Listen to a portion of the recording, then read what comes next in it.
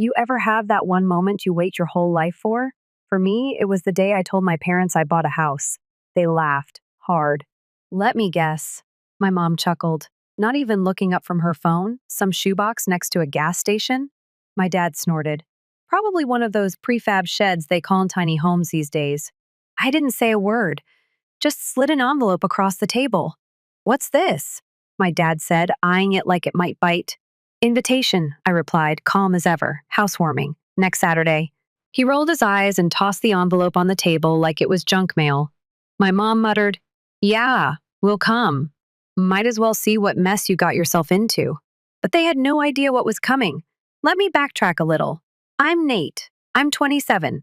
And for as long as I can remember, my parents, Debbie and Mike, have made it their full-time hobby to remind me I'm a disappointment. Graduated college early? Must have been an easy program. Got my first job at a tech startup? Enjoy your glorified call center. When I started freelancing and building my own company from scratch, they told everyone I was between jobs. Like I was just some sad sack mooching off Uber Eats and vibes.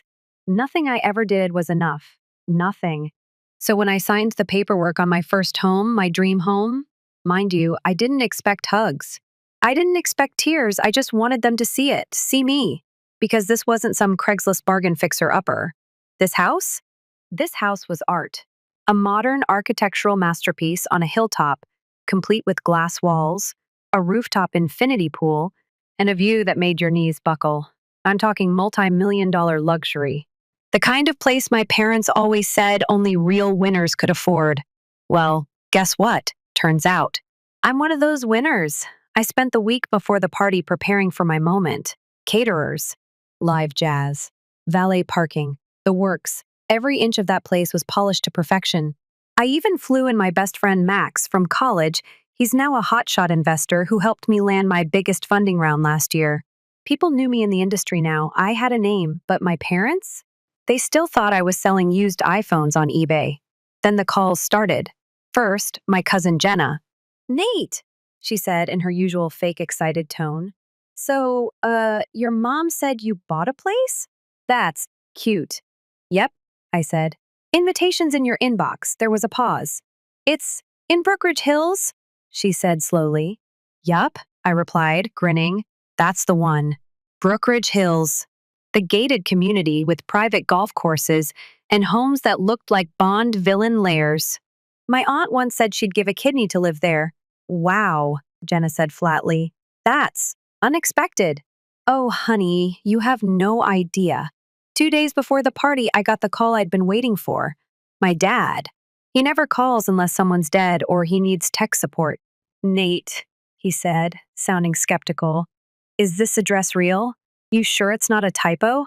No typo, I said, deadpan. It's mine. Silence. Then a half laugh. You expect us to believe that? I let the silence do the talking. Fine, he said finally. We'll be there. Oh, I counted on it.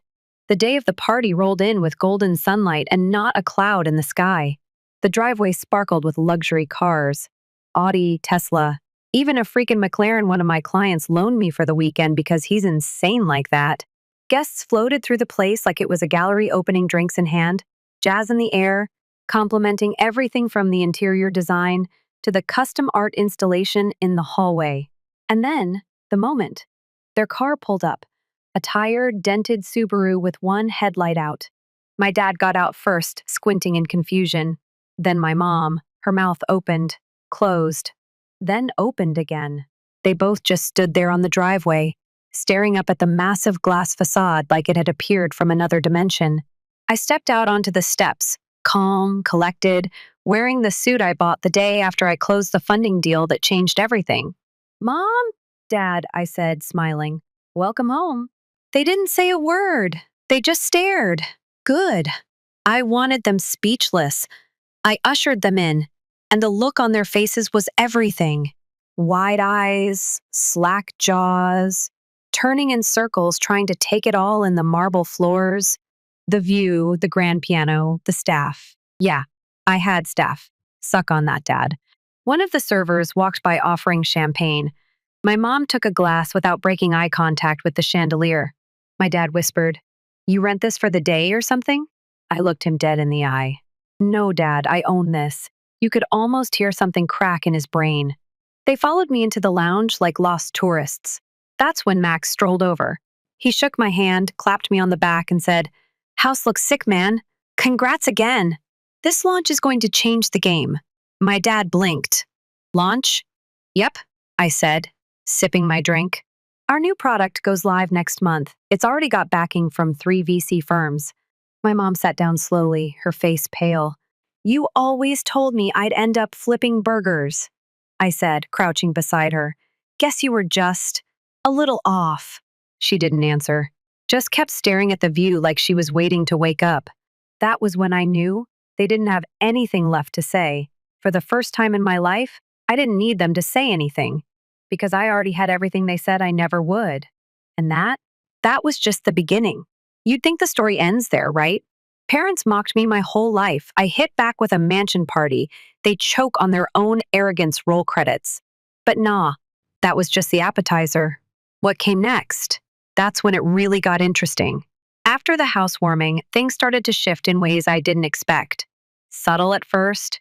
Weird comments, offhanded questions, awkward pauses in our conversations, if you could even call them that. 2 days after the party, I got a text from my mom. The landscaping was beautiful.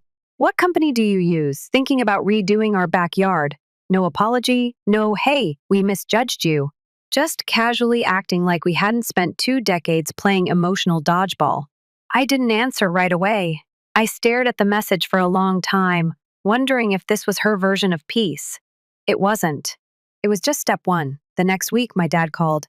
Actually called. No sarcastic comments, no jabs, just asked if I wanted to grab lunch. I agreed out of curiosity, not out of forgiveness. We met at this cafe in Midtown. Nice spot. He showed up in his usual polo and khakis, trying too hard to look relaxed. "Nate," he said as we sat down, "you really did good with that place." I just nodded. "Thanks." There was a beat of silence. Then he leaned forward. "You know, I always pushed you hard because I wanted the best for you." I had to laugh at that. Couldn't help it. "No, Dad," I said, smiling without humor. "You pushed me because you didn't believe in me." Big difference. His face twitched. "That's not fair. Neither was telling everyone I was unemployed when I was building my company from scratch." He looked down at his hands. "I guess we didn't understand what you were really doing," he muttered. And there it was. Not quite an apology. Just enough guilt to sound like one without admitting anything. But I wasn't there for closure. I was there to see what he really wanted. And right on cue, he asked, "So, what's next for your company?" There it was. The real question. Not about me. About the money.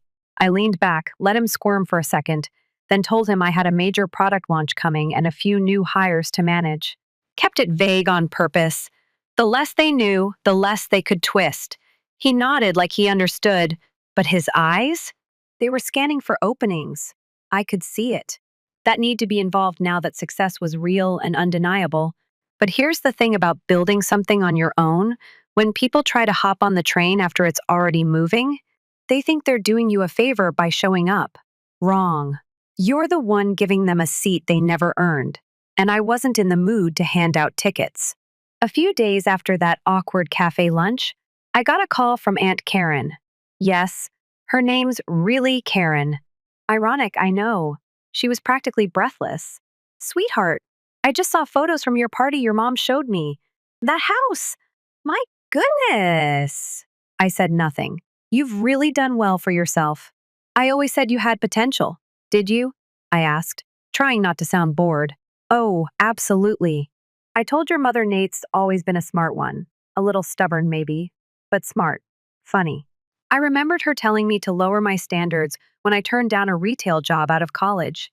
But sure, rewrite history, why not? "I was wondering," she continued, "if you'd be willing to talk to my son, Eric. He's thinking about starting something in tech, too.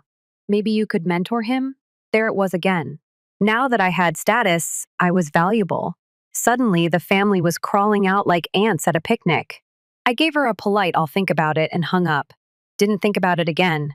But the requests kept coming. An old friend from high school DM'd me out of nowhere. "Brew, saw your feature on LinkedIn. We should totally catch up. Maybe get coffee and talk business? Translation, can I pitch you something? Or get a job? I wasn't bitter. Okay, maybe a little. But mostly, I was tired of pretending like I hadn't been invisible to these people until I had something they could gain from. The only person who didn't ask for anything was Max.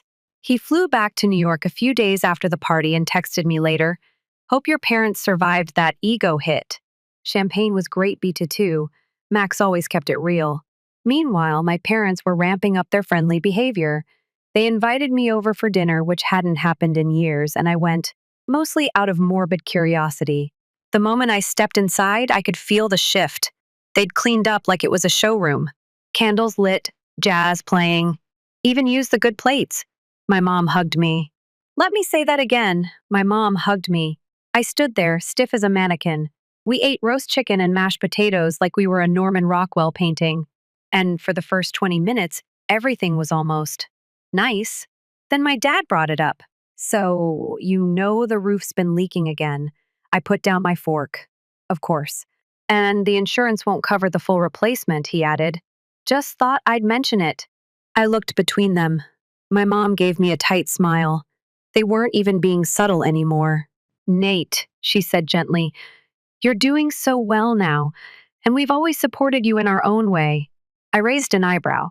"Supported?" She nodded, trying to keep the act going. "We may not have always shown it, but we believed in you." "Really?" "Because I remember you telling people I was throwing my life away." My dad's jaw clenched. "That was a different time." "No," I said, "it wasn't. It was every time." I stood up, grabbed my coat. Their faces fell. "I came here hoping maybe, just maybe, you saw me as more than a wallet now." My mom looked hurt. "That's not fair." "No," I said. "What's not fair is spending 27 years fighting to prove I mattered, only to have you show up now acting like you always had my back." I turned to leave. "We just want to be close again," she said, her voice cracking a little. I stopped at the door. "Then maybe you should have tried being kind when I had nothing." And with that, I walked out. I didn't slam the door, didn't yell, just left them sitting there in that perfect little dinner scene, watching it fall apart. One unsaid truth at a time. They wanted a connection now that I had value. But here's the thing. I didn't build my success so I could go back to begging for scraps of love. I built it so I'd never have to beg again. After that dinner, I figured my message was loud and clear. You don't get to mock me for years and suddenly flip the script because I made it. I wasn't bitter. I just had boundaries now. For once, I wasn't trying to win their approval. I was protecting my peace. But I should have known. My family doesn't take silence as a no. They take it as a challenge. 2 weeks passed. Quiet. Almost too quiet. I was deep in prep mode for our product beta launch, doing 12-hour days and surviving on caffeine and adrenaline. Things were finally moving. We had meetings with 3 new investors. Pre-orders were rolling in, and the dev team was in sync for the first time in months. Then I got a call from Jenna, my cousin. Remember her? She was crying. And when Jenna cries, it's never subtle. "It's a whole event. Eric's gone, Nate," she wailed. "He took Dad's truck and just left. And now Uncle Mike says you're the reason everything's falling apart." Hold on. What? I had to sit down. "Jenna," I said slowly, "what the hell are you talking about?" Apparently, things had been getting messy behind the scenes. Uncle Mike, my dad's older brother, had been in a bad spot financially. Business downturn, late mortgage payments, some sketchy side hustles. And guess who'd been inspiring him lately? My dad. Turns out, ever since the party, he'd been bragging to the extended family about my house like he helped me get it. Told people we were tight again, that I was helping out here and there. Helping out? I hadn't so much as bought them a light bulb. But the real twist? He'd started offering my help to other family members. Need help with a loan? Talk to Nate. Trying to get your startup funded? Nate's your guy. Want to get your kid an internship in tech? Nate's doing some hiring soon. All this, behind my back, it was like I'd been turned into some mythical ATM/genius godchild they could summon at will. And it wasn't just talk. Apparently, he'd been giving out my business email to people. My real one. That's how I found out Eric Jenna's disaster of a younger brother had emailed my assistant pretending to be me, asking about back-end access to our dev platform. He wanted to get a feel for the infrastructure. The guy barely knows how to update Chrome. My blood boiled. This wasn't just awkward family drama anymore. This was crossing into something else. Something that could tank my reputation if it hit the wrong hands. So I called my dad. Straight up. No small talk. "What the hell are you doing?" I asked. He had the nerve to act confused. "What do you mean? Don't play dumb. You've been talking to the family like I'm your personal piggy bank. You told them I was helping you financially? That I'd hook them up?" He huffed. "I was just trying to bring everyone closer. You've been so distant. No, don't twist this. You were using my name to make yourself look important." He went silent. Then, after a long beat, he said it. "Well, you owe us." I swear, I stopped breathing for a second.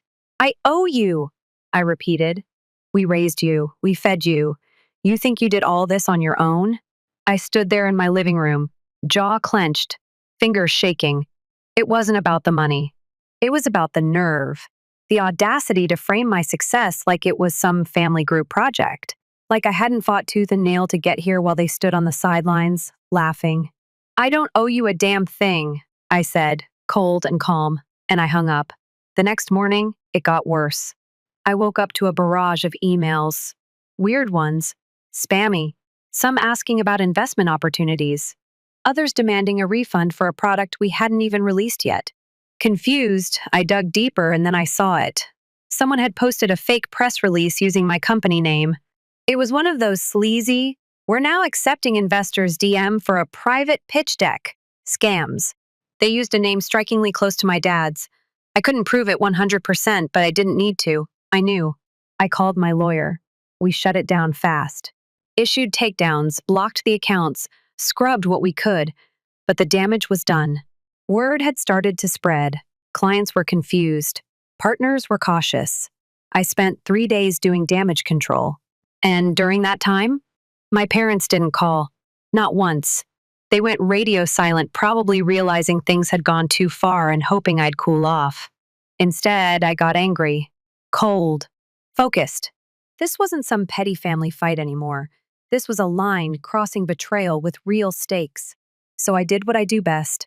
I documented everything, every fake message, every forwarded email from confused investors, every screenshot from Jenna's meltdown, and even old texts from my dad where he tried to manipulate me. Then I booked a family brunch. Yep, a formal brunch. At a hotel downtown. I reserved a private dining room. No jazz, no frills, just polished white tablecloths and silence. They showed up my mom, dad, Uncle Mike, even Eric, who had the nerve to wear sunglasses indoors like he was someone. I stood at the head of the table and didn't even sit. Instead, I slid a folder onto the table. One by one, they opened it. Silence. Eric turned pale. Uncle Mike kept blinking like if he looked away, the papers would disappear. "This," I said, tapping the documents, "is everything you've done with my name, everything you said, every email, every lie." I didn't raise my voice. I didn't need to. "This could have wrecked my company," I continued. "You don't get to play with someone's livelihood just because you share a last name." My dad tried to interrupt. "Nate, come on. This is dramatic," I cut him off. "You impersonated me. You used me. And for what? So you could feel powerful at Sunday dinner?" He clenched his jaw. I turned to Eric. "And you? You tried to backdoor your way into my company like it was some damn Minecraft server." His mouth opened, then shut. "Good, I've spoken to legal," I said. "There's enough here to press charges. But I won't on one condition." They all leaned in slightly. "You never use my name again. You don't talk about me, email me, drop me into conversation, or act like we're close. We're not. You're strangers now." My mom teared up. My uncle started muttering excuses. I didn't care. "You said I owed you," I finished. "But you just reminded me exactly why I cut you off in the first place." And then I walked out. Didn't look back, didn't touch the free coffee. That was the last time I saw them in person. They tried reaching out after texts, emails, even a handwritten letter from my mom, saying families fight but always come back together. Not this one. You don't burn bridges and expect the other person to build a new one while you're still holding the matches. After that brunch, things were quiet, eerily quiet. No more fake investor emails. No more relatives asking for just a quick favor. My phone, for once, stayed silent unless it was work or Max checking in. For the first time in what felt like forever, I was breathing again. Like really breathing. I poured myself a drink that night and stood on my balcony, looking out over the city skyline. Lights glittered like stars on earth. My house was still, peaceful, safe. That feeling lasted exactly 6 days. Because on the seventh, she came back. Emily. If you'd told me 3 years ago she'd knock on my door again, I would have laughed. Or gotten angry. Or both. But when I opened that door and saw her standing there, same dark eyes, same messy ponytail, holding her phone like a shield, I didn't feel rage. I felt confused. And yeah, a little nervous. Nate, she said. Her voice cracked like she wasn't sure how to start. I didn't say anything, just stepped aside and let her in. Now, if you're wondering who Emily is, strap in. She was the first girl I really loved, like, really loved. We met freshman year of college. She was smart, grounded, had a way of making you feel like you belonged in whatever room you were in. I was hooked. We were inseparable for years. Lived together, made plans for the future, shared Google calendars and inside jokes. Then she left. Out of nowhere. One morning she packed a bag, left a note, and ghosted me for almost a year. Said she needed to figure herself out and that I was too focused on success to see what really mattered. It destroyed me. Not because I didn't see it coming, but because I did. Deep down, I knew we were drifting. I just didn't want to believe it. But here she was, in my home, looking like she hadn't slept in days. I saw the news, she said, settling onto the edge of the couch like it might bite her. Your company's everywhere. You're everywhere. I nodded. We've been busy. She smiled faintly. You always were, even when we were broke and eating cereal for dinner. Sometimes I still do, I said. A pause stretched between us. Then she dropped it. I need help. Of course she did. I didn't say it out loud, but it was there, hanging in the air between us like humidity. She saw it too. Not money, she added quickly. Not like that. I need advice. And maybe a warning. Now she had my attention.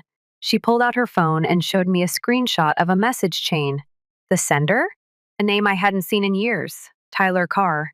Jesus, that guy. Tyler was my ex-business partner. Back when I first launched the early version of my company, he helped me with marketing. Charismatic, slick, great at pitching. Too great, honestly. He had this way of making lies sound better than the truth. We split when I caught him trying to sell client info to a competitor. No drama, no lawsuit. I bought him out quietly and buried the past. So what was he doing texting Emily? She flipped through more screenshots, messages, meeting invites, photos of her sitting at cafes with him. He found me through a mutual, she said. Told me he was working on something revolutionary. Said you'd burned him and he wanted to build something better. I sat down, my heart thudding louder with each word. He mentioned your platform, she continued. He has screenshots, notes, even parts of your old pitch deck. And he's telling people you stole his idea. My stomach dropped. That was a lie, obviously. I had the IP, the patents, the original code, but facts don't always matter when the right whisper campaign starts circulating in tech circles. Reputation can crumble faster than a tweet goes viral. I stood up, pacing. Emily watched me, quiet. I didn't tell him anything, she said. I didn't even know what he was talking about at first. But when I realized where this was going, I bailed. Why come to me? I asked, stopping to look at her. She shrugged. Maybe guilt. Maybe I thought you deserved a heads up. Maybe I needed to feel like I hadn't ruined everything. I exhaled slowly. I believed her. I hated that I did, but I did. And she was right. If Tyler was building something based on stolen work or worse, trying to frame me for stealing his, then this wasn't just personal. It was war. Do you still have the meeting notes? I asked. She nodded. All of it. I saved everything. Good girl. I took her phone and airdropped the files to my laptop. Then I texted Max. We have a problem. It's Tyler. Need you in town tomorrow. Urgent, he responded within minutes. On it. Booking flight now. Emily stood awkwardly. I'll go. I didn't mean to drop a bomb. I stopped her at the door. Thanks for telling me, I said. But Emily, if you're involved in any of this, even by accident, I won't go easy. She nodded. I wouldn't expect you to. Then she was gone. The second the door clicked shut behind her, I opened the files and started scanning. And sure enough, there it was. Tyler's fingerprints all over early drafts of our current UX, our pricing model, even code snippets with my dev's formatting styles. This wasn't just inspiration, it was theft. Strategic, calculated theft, which meant he wasn't working alone. This wasn't something one guy could pull off. Someone close to me had leaked info. Someone inside. I didn't sleep that night. Just stared at the screen, piecing together names, dates, file access logs. And by sunrise, I had a suspect. A quiet, reliable developer named Jonah, someone I'd trusted for 2 years. He'd been on the team since the early days, always kept his head down. But he'd also been the one to reformat the backend 6 weeks ago. The same week, Tyler's fake startup started posting teaser tweets. I dug deeper. Jonah had recently received a $15,000 wire from an untagged account. Buried deep. I wouldn't have caught it if I hadn't been tracing server pings. There it was. Proof. By noon, Max was in my kitchen, coffee in hand, scanning the files with me. Burn him, he said. Take it public, legal, everything. The first will, I said. But I want to do it smart. Because this wasn't just about stopping a betrayal. It was about sending a message. You don't get to tear down what I've built just because you couldn't build it yourself. So we drafted a plan. Lawyers, PR, cybersecurity. We were going to flip the narrative before Tyler even realized we knew. There's a special kind of silence that settles in when you know everything's about to change. Not the loud, crashing kind of change, but the slow, quiet kind. The kind that starts with a whisper and ends with an earthquake. That's the silence I lived in for the next 3 weeks. While Tyler built his shiny lie, I was building a trap. See, revenge isn't about rage. It's about timing. It's about letting people get just confident enough to reveal themselves. Tyler was doing exactly that. He launched a teaser campaign on socials, talking about ethical tech and transparent platforms, using vague language designed to make people think he was the good guy. He even named the project Mirror Cute, right? Because it was basically a mirrored copy of my product. And it worked. People were buzzing, commenting, asking questions. He posted old photos of us together from our early startup days, tagging me with captions like, "We had big dreams.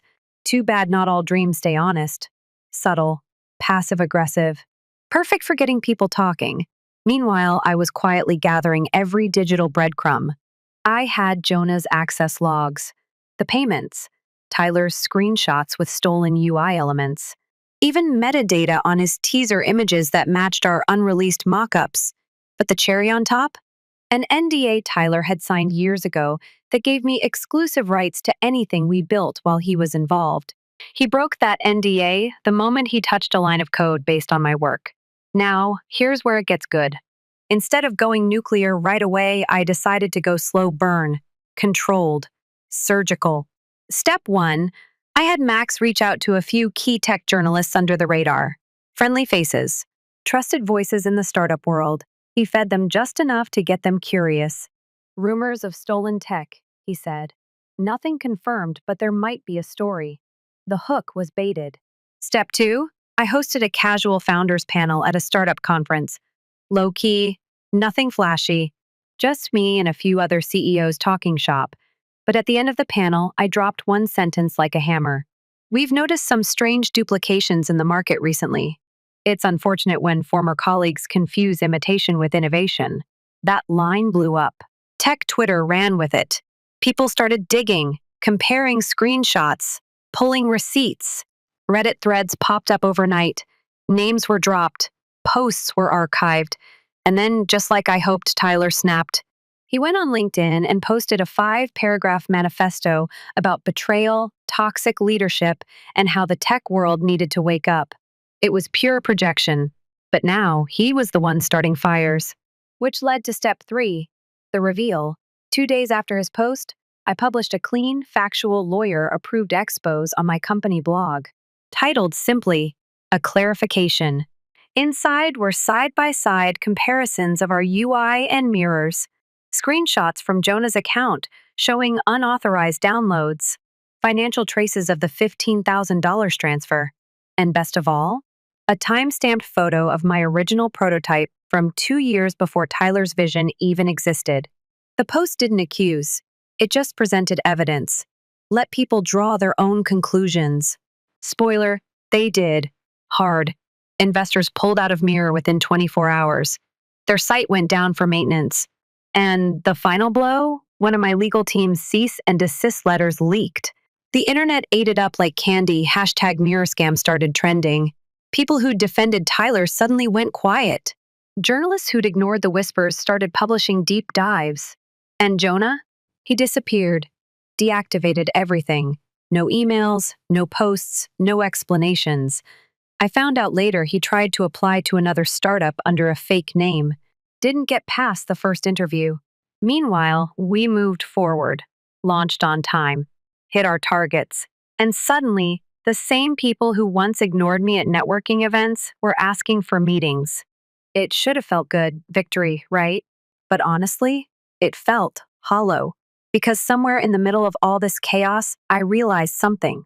This whole time, I thought I was fighting for respect, recognition, revenge. But what I really wanted, what I thought all of this would give me, was peace. And peace doesn't come from proving people wrong. It comes from knowing you don't need to anymore. Still, I had one loose end to tie up. A week after the reveal, I got a DM from Emily. Saw what happened. You okay? I waited a full day before replying. I'm fine. Hope you're doing all right too. She messaged back immediately. I didn't know he'd go that far. I'm sorry again. I stared at the screen for a long time before typing. We were both different people back then. No hard feelings. And that was it. No coffee meetup, no awkward catch-ups, just closure, clean and honest. I shut my laptop and stepped outside onto the balcony again. Same view, same city, same sky. But this time, I didn't feel like I had to win anything. I'd already won. Quietly. Completely. And the best part? I did it on my terms. It's strange how quiet things get after a storm. No headlines. No more backdoor drama. No cryptic posts or family guilt trips. Just silence. For the first time in years, I wasn't bracing for the next hit. The inbox was clean. The air felt lighter. I was finally living in the life I built without waiting for someone to ruin it. And yet, I couldn't help but ask myself something. Now what? The launch was a success. We hit our numbers. We signed new partnerships. People were finally seeing me not just as some kid with a big idea, but as a real founder, a leader. But late at night, when the house was quiet and the city lights blinked far below, I'd sit there with a glass of whiskey and ask myself, what does any of this mean if I don't feel anything anymore? Because I'd spent so long chasing the win that I didn't think about what came after the finish line. I built everything they said I never would. And I did it without their help, without their belief, and without their love. And yet, some small bruised part of me still wondered if they'd ever say, we're proud of you. But they never did. Not after the party, not after the press, not after Tyler crashed and burned. And eventually, I had to make peace with that. Some people won't give you what you deserve because if they did, it would mean admitting they were wrong about you. And their ego can't take that hit, so they just disappear. Or worse, pretend nothing happened. It used to hurt. But these days, it's just background noise. I focused on the people who mattered, my team, my investors. Max, who stuck by me when I was flat broke and living off dollar menu burritos. The friends who never asked for anything when things blew up, but showed up for everything once they did. I started carving out space in my life for peace. Not just work, peace. I reconnected with a few friends I'd ghosted during the grind. I traveled, bought a cabin by the lake, spent an entire weekend off-grid with no Wi-Fi, no phone, no calendar alerts buzzing in my pocket. For the first time in years, I remembered what it felt like to breathe without being on the clock. And then one morning, completely out of the blue, I got a call from my mother. I almost let it go to voicemail. But something told me to answer. Nate, she said, her voice softer than I remembered. We saw your interview on Forbes. A beat of silence. You spoke well. We didn't know you'd come this far. I waited, unsure where this was going. You've done good, she said finally. Your dad and I, we didn't always show it, but we notice. I let those words hang in the air. Not quite an apology, not quite a compliment, but more than I expected. I know, I said. And then I ended the call. Not out of spite, not out of anger, just because that was all I needed. I didn't need them to grovel or relive the past. I didn't need to reopen wounds that had finally closed. What I needed was permission from myself to move forward without carrying their approval like baggage. You see, I used to think revenge was the point, that showing them I could succeed without them would finally make it all feel worth it. And sure, it felt good in the moment. Watching their faces when they walked into my house, seeing them speechless for once, it scratched a deep itch I'd carried for years. But real peace came when I stopped living for their reaction. When I realized I could build something not just out of spite, but out of purpose. Spite gets you started. Purpose keeps you going. So now I wake up in a house I own, surrounded by things I love, doing work that excites me. And the voices that used to haunt me, they're just echoes now. I don't live to prove anyone wrong anymore. I live to prove myself right. And that's the best kind of freedom there is. Epilogue. 1 year later, Max and I stood outside the new office building. It wasn't just an upgrade, it was a statement. Modern glass panels, solar roofing, and a rooftop garden for the team. A far cry from the shoebox apartment where I used to code until 3 a.m., living off instant noodles and blind faith. Max handed me the plaque with our company name on it. You want to do the honors? I smiled. Let's do it together. We mounted it beside the door. And just like that, the new chapter began. Not with rage, not with revenge, but with legacy. And for the first time in my life, I wasn't chasing approval. I was building something that could stand on its own, even if no one clapped for it.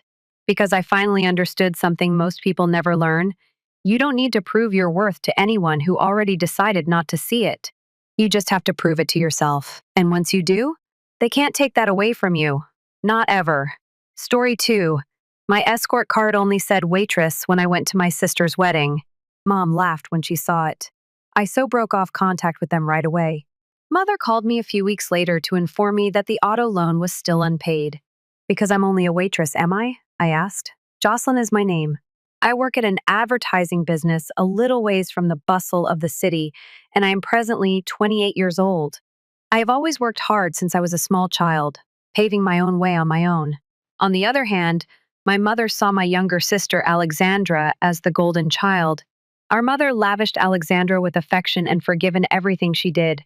The disparity in how we were handled has frequently upset me.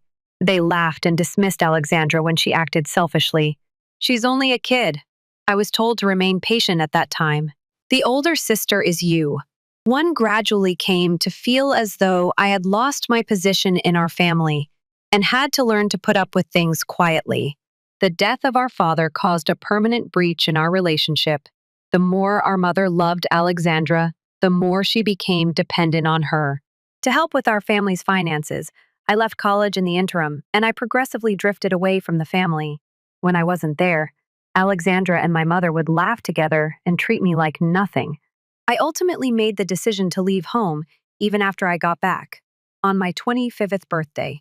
Unable to find my place at home, I had yearned to leave the family's disputes and loneliness behind. I was going to make a name for myself in the world. I eventually began living alone after saving money. I established a new life base close to the business, which is accessible by foot. I've automatically distanced myself from my mother and sister since moving out. First, it was to release the anger and discontent I had suppressed. My relationship with Alexandra gradually changed, and my visits home seemed to diffuse the stressful situation a little. But there were still traces of bitterness in my heart.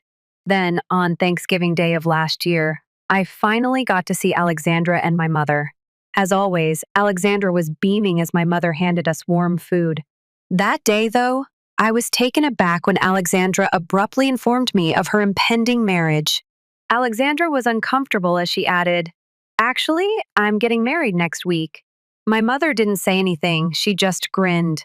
My thoughts were conflicted. The request, it was unexpected and confusing to have only a week's notice. However, there was also a subtle inward sensation of relaxation. In some ways, I still believe that my mother's love was unjust. Observing my mother's exuberant response to Alexandra's union, I was reminded once more of that love's unwavering weight. I felt a little lost in the middle of my mother's continual overprotectiveness for Alexandra. Why didn't you tell me about the marriage sooner? I questioned Alexandra. We are related. My voice unintentionally rose as my words spilled out. Alexandra hesitated for a moment before answering, looking puzzled.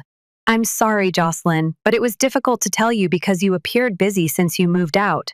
I didn't want to cause you any trouble. I felt my chest constrict as she offered her apologies. Why didn't you tell me earlier then? What happened suddenly? Next week is a wedding. I was still furious. Looking down, Alexandra could think of nothing to say. Then my mother added, Jocelyn, try to understand what Alexandra was feeling, with a soft smile as she looked at her. There wasn't a good moment to notify you because you haven't been home or in contact. It was unavoidable. It sounded as though my mother was protecting Alexandra with her comments. I was instantly rendered speechless. My sense of exclusion persisted as I stood between Alexandra and my mother. Or was I always just an outsider looking in, no matter how hard I tried? The night I found out the wedding was next week, I discreetly left the scene since I couldn't accept it. I had a range of complicated emotions throughout that time, including a sense of celebration for Alexandra's delight.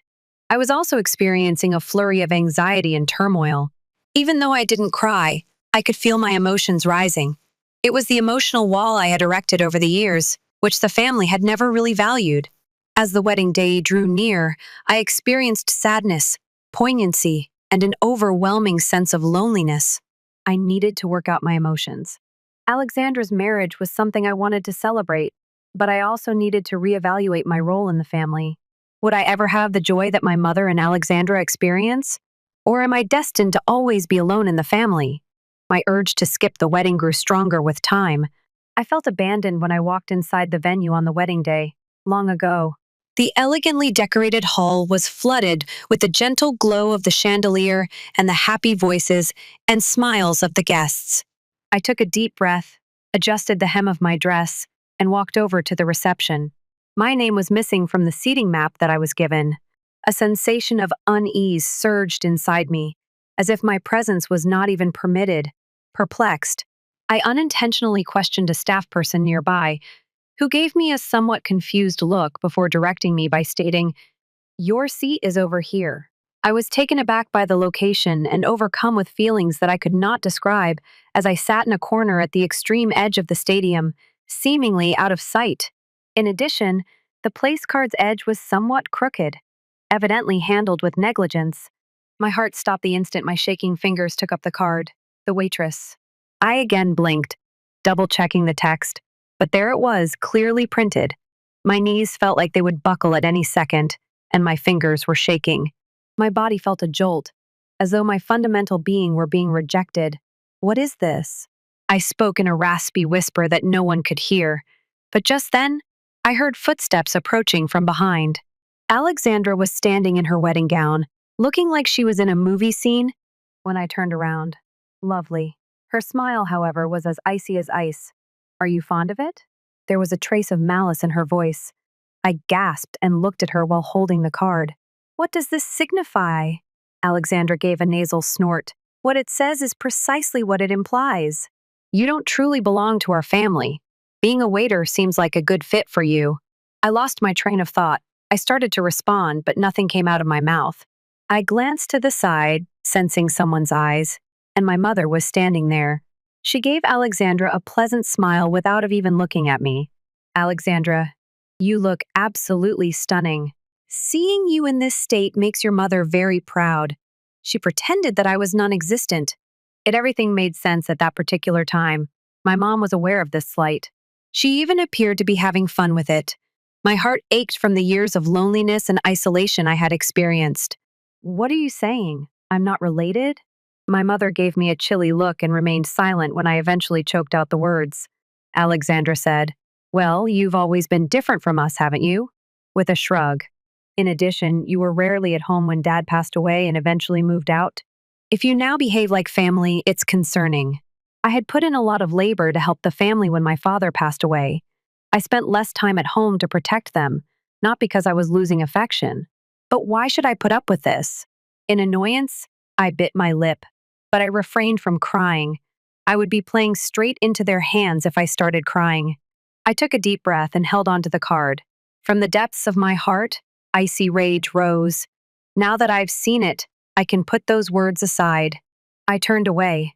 Behind me, I could hear Alexandra laughing, but it didn't matter anymore.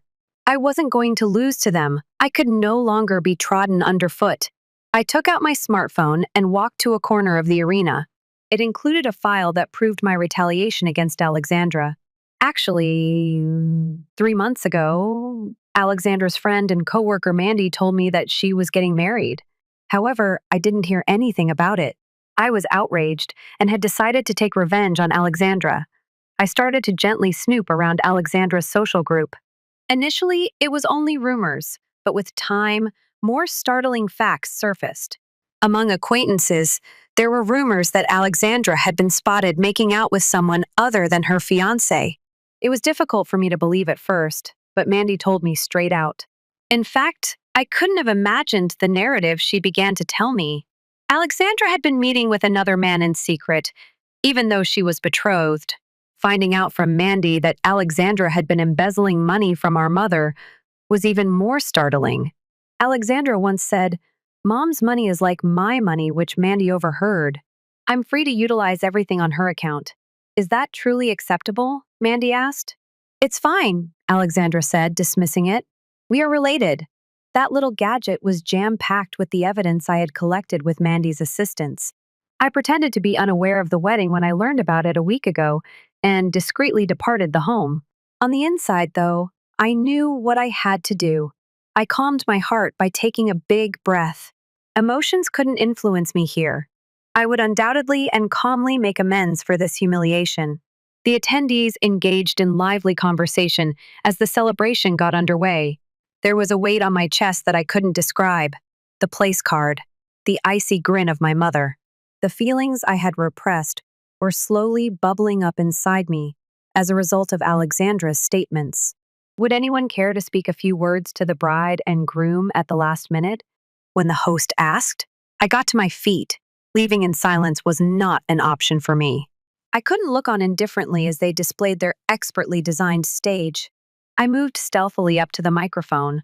All eyes were on me as the room went quiet. I inhaled deeply as I gripped the microphone with shaking hands. I appreciate everyone coming together today. I'm Alexandra's sister, Jocelyn. I started talking gently. What a beautiful wedding. I have to tell everyone here about something, though. I plugged my smartphone onto the screen and showed pictures of Alexandra's infidelity. A picture of Alexandra kissing another man was one of them. I had hired a detective to get this proof. I then played a recording of a discussion in which Alexandra was talking to Mandy about how she was using our mother's money as her own without restriction. The space was filled with the astonished voices of the attendees. What is this? The groom's face became white as he exclaimed. My mother got to her feet, listening to the noise that filled the room and staring at me in disbelief. For the first time, she realized that Alexandra had been embezzling funds from her own account. She had a puzzled and surprised look on her face. I nevertheless kept up my forceful tone of voice. I wanted the truth to be celebrated by everybody. Alexandra started crying as the arena descended into mayhem. Then, trembling with rage, the groom sprang up and shouted at Alexandra. Alexandra, what does this mean? Give an explanation. I sat down the microphone gently. My retaliation was this. As chaos erupted during the wedding, I walked out of the arena. I inhaled deeply as the chilly night air brushed my face. I felt a whirlpool of emptiness and fury. I'm still thinking about the current upheaval. Alexandra lets out a scream. I remembered my mother's surprised expression and the angry yells of the groom. Alexandra phoned me the next day. She was really critical of me. You did it, but why? You have completely spoiled the wedding. However, I answered calmly, I just stated the truth to everyone. Don't you think you were the one who wrecked it? I had no idea that what I had said would make her even more enraged. After that, I spent a few days away on a work trip. The front door was open when I got back. I entered the home carefully, my heart thumping like a drum. There was terrible ransacking in the room. The floor was littered with items from the shelves. There were damaged picture frames and a painting on the floor that I treasured. While I waited for the cops to come, I contacted them right away. Without making any changes, I carefully considered the circumstances. Then I saw a little silver chime that stuck out amid the broken vase fragments on the floor of the living room. Alexandra usually wore it as part of a bracelet, and I felt a flutter of nervousness in my chest as I took up the charm. I had no evidence yet, but I wondered whether this may point to something. When the cops finally showed up, I told them what was going on in the room. Following a careful examination, the cops started looking at the security camera video. Alexandra's body was vividly recorded in the video, which they watched together, coming late at night into my residence. When I saw this, my heart froze. The police started acting on the suspicion that Alexandra was the culprit when the video was used as proof. I spoke with a lawyer called George on the next course of action as the cops went through their procedures. "This is a clear case of illegal entry," he stated softly after seeing the security film. "Legal action may be taken if we discover proof of stealing." I had made up my mind. Alexandra is not someone I could forgive. She had committed a felony in addition to insulting me. George and I went to the police station a few days later and made an official complaint. My rage eventually transformed into a composed resolve, and I silently awaited the day to bring Alexandra justice. Alexandra barged into my office the day the summons came. Everyone's eyes turned to us in rage as the sound of her shoes reverberated through the still workplace. Alexandra looked up at me and said louder, "What have you done, Jocelyn?" Even though her voice was shaking, it was clearly angry. "What have I done?" I said calmly as I got up from my desk. "All I saw was justice." Alexandra hesitated a second. Then she lost control of her emotions. "Fairness. It all began when you destroyed my wedding." I calmly but firmly responded to that. "Ruined your wedding? You did that on your own." For a second, Alexandra seemed stunned, but then her cheeks flushed as she tried to respond. "But you?" I interrupted her and went on. "You committed a crime. You broke into my room and looted it in addition to stealing our mother's money. The cops have already received the evidence. The court will now make the decision." She fell to the ground. Weeks later, I slipped back into my chair and went back to work. As the picture of Alexandra breaking into my room appeared on the courtroom screen on the day of the trial, I took the witness stand and showed the security tape. The verdict was guilty, the gallery whispered. In addition to being given a suspended sentence, Alexandra was mandated to compensate me for my losses. Alexandra turned to face me after the trial, her censure laced with rage. "You did this, but why? After suing your family in this way, are you happy?" I was dumbfounded by her demeanor, which implied that she considered herself the victim. Alexandra departed with a bitter scowl and never admitted her errors until the very end. I let out a long sigh as I watched her go. Then I left the courtroom in silence. I could feel the tension that had been strained within of me after the trial. At last, start to unwind. Alexandra has been subject to legal consequences.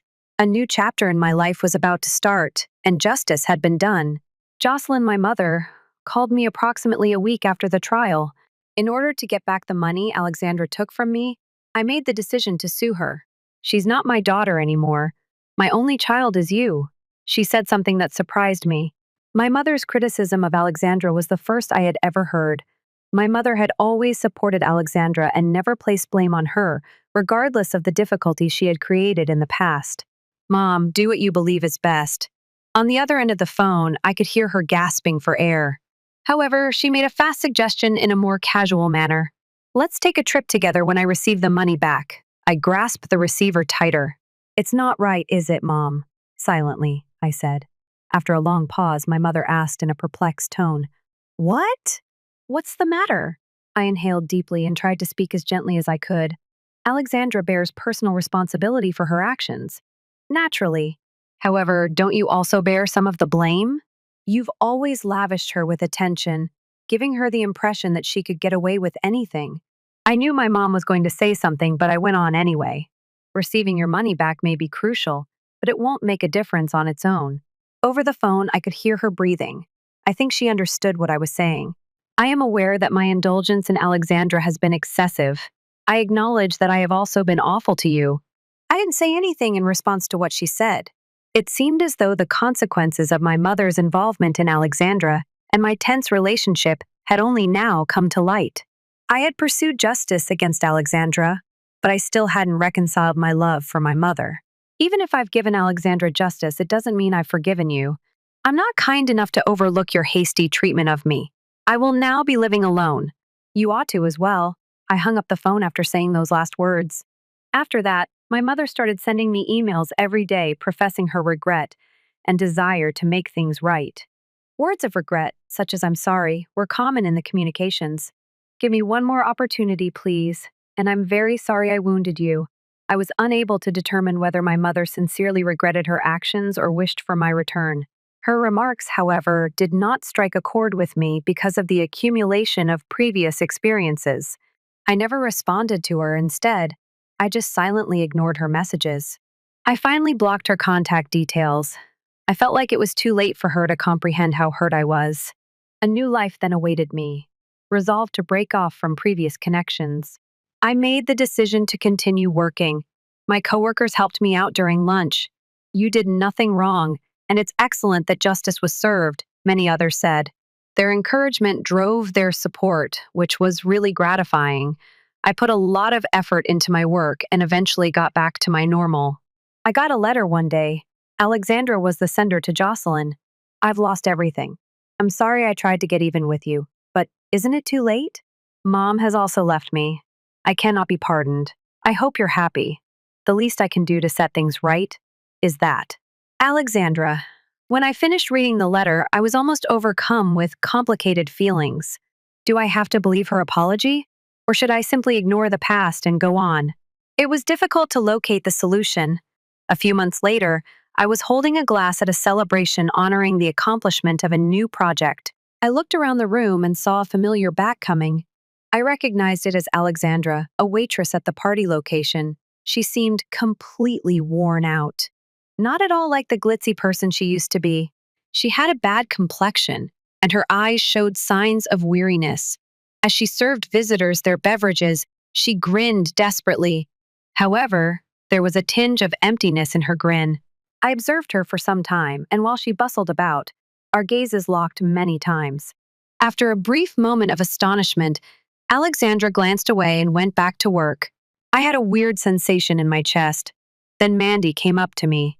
It appears that Alexandra ended her engagement to Kevin. She told me.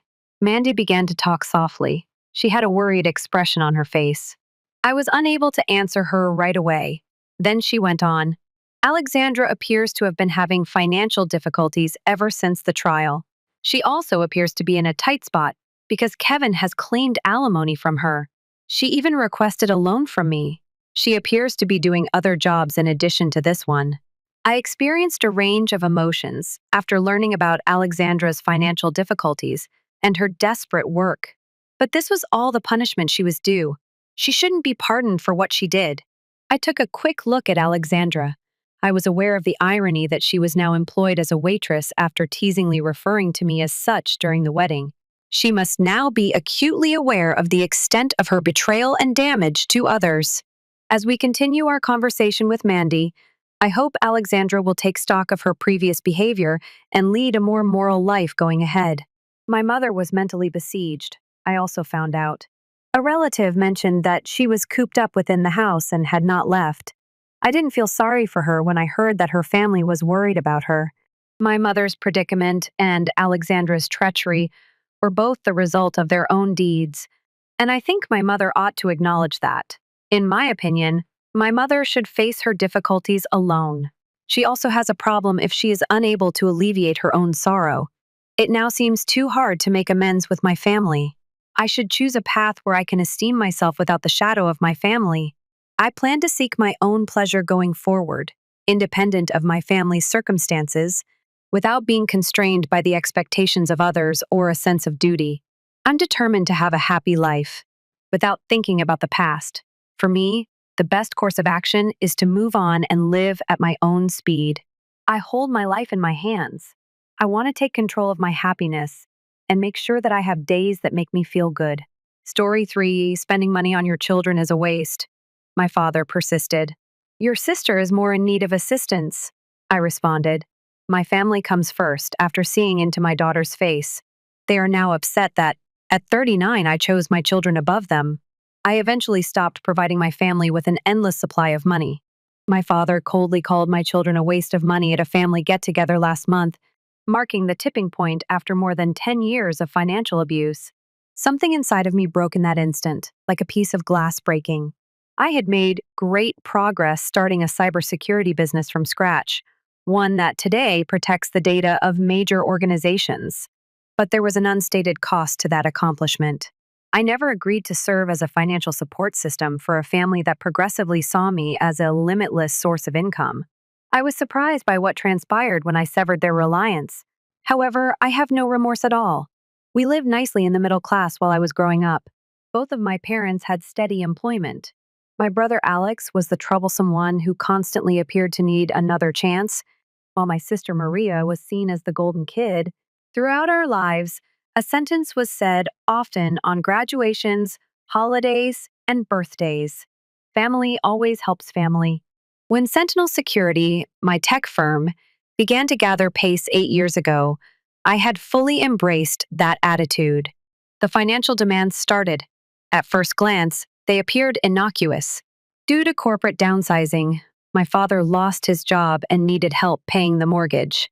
Son, just for a few months, he told me, you know I'll repay you. Months became half a year, then something permanent. But my mother ignored it as a little setback. Next came the cost of Maria's university education. She performed mediocrely in school, yet she insisted on attending a prestigious private university. A staggering $20,000 annually, her future is being invested in. My mother quarreled, utterly ignoring the fact that I had worked several jobs to pay for my own public university education.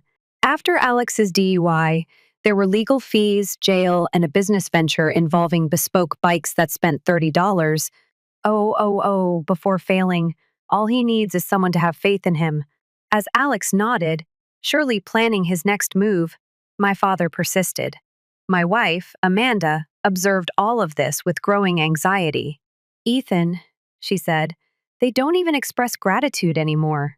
My folks casually discussed charges they believed I would cover after yet another supper. They behave as though they have a right to your money. I dismissed her concerns for years. I would say their family, as if it made everything okay. The disrespect for my own family, bit by bit. Amanda and our kids, Paul, 5, and Helen, 7, infiltrated like a slow-acting poison. Every time we talked about our children's private schooling, Maria rolled her eyes. Throwing money away when mom and dad are struggling must be pleasant. She would make remarks about the same sister whose rent I consistently paid. Alex fully anticipated lavish gifts for himself, but he never recognized my children's birthdays.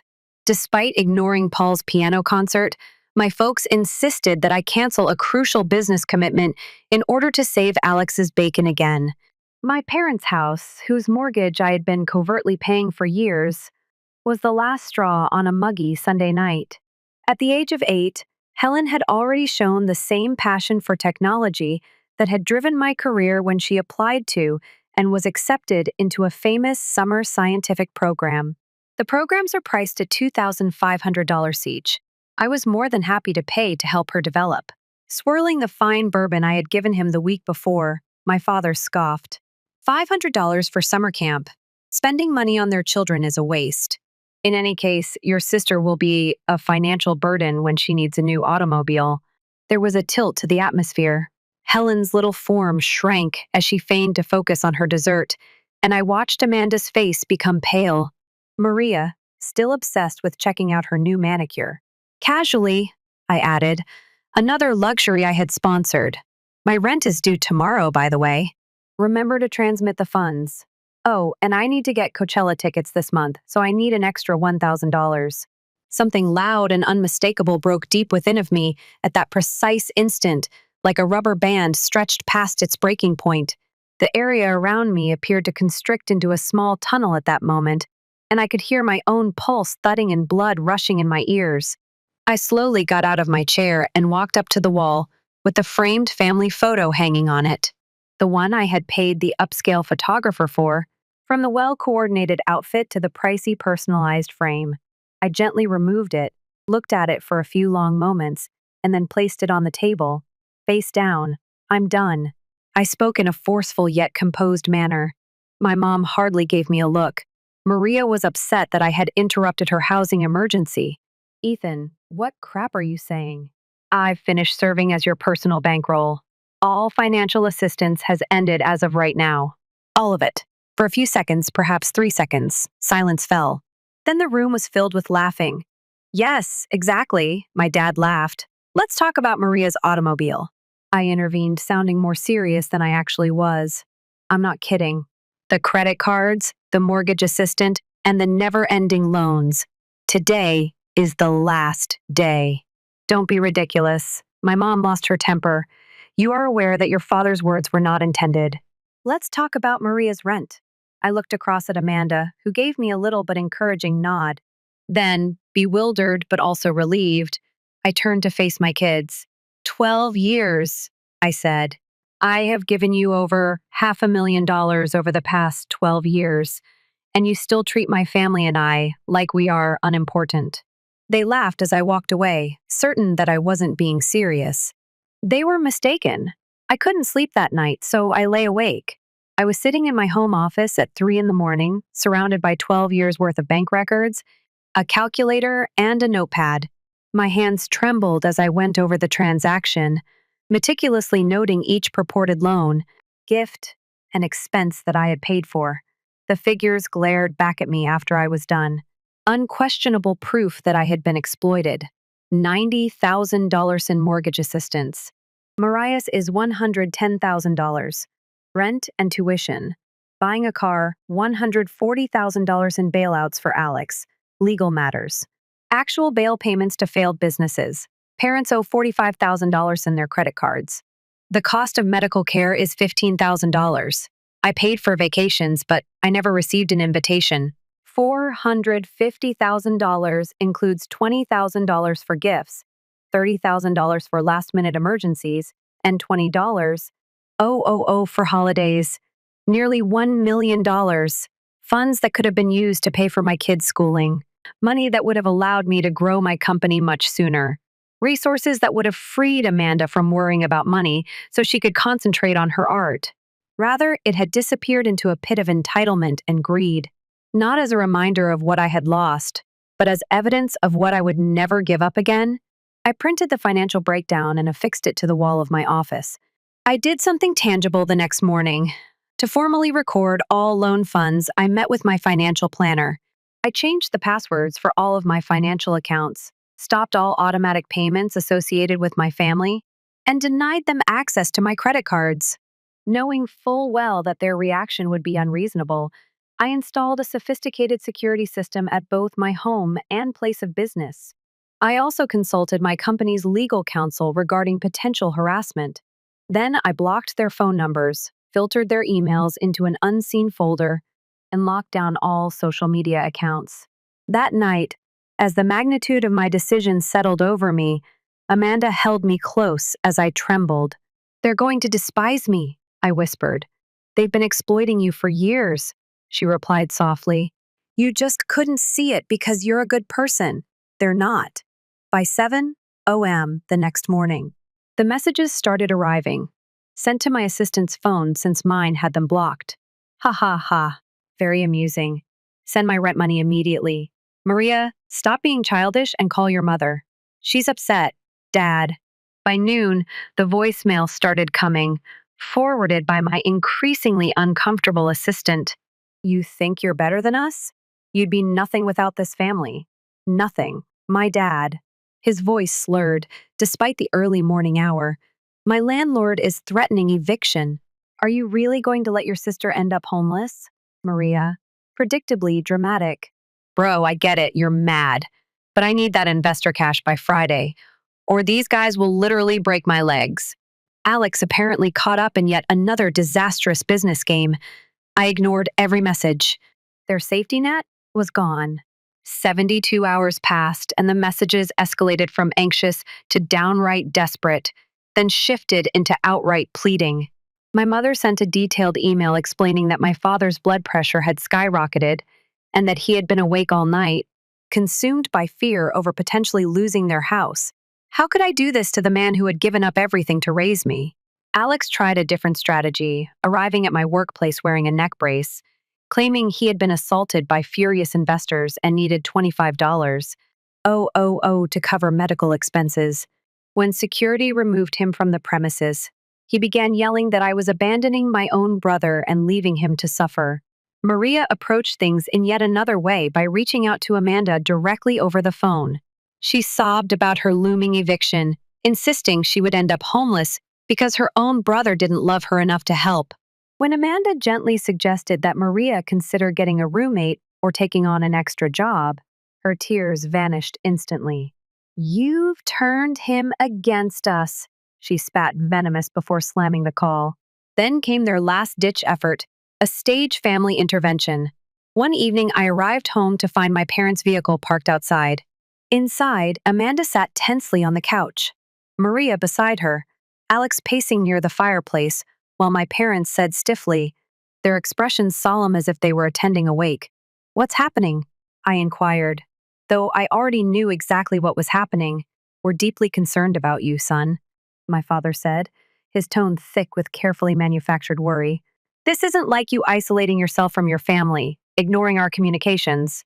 We're concerned something is badly wrong." My mother wiped her eyes with a tissue. "We chatted with Dr. Simmons," she said, referring to our long-term family doctor. "He feels you could be undergoing a nervous breakdown owing to work stress, or potentially even early onset dementia. The anxiety about finances, the rapid behavioral alteration." I nearly chuckled at the foolishness of it. They were literally attempting to trick me into doubting my own sanity, just because I had set a boundary. "Let me get this right," I replied, laying my briefcase down. "You guys assume I'm experiencing a psychiatric crisis just because I stopped providing you money?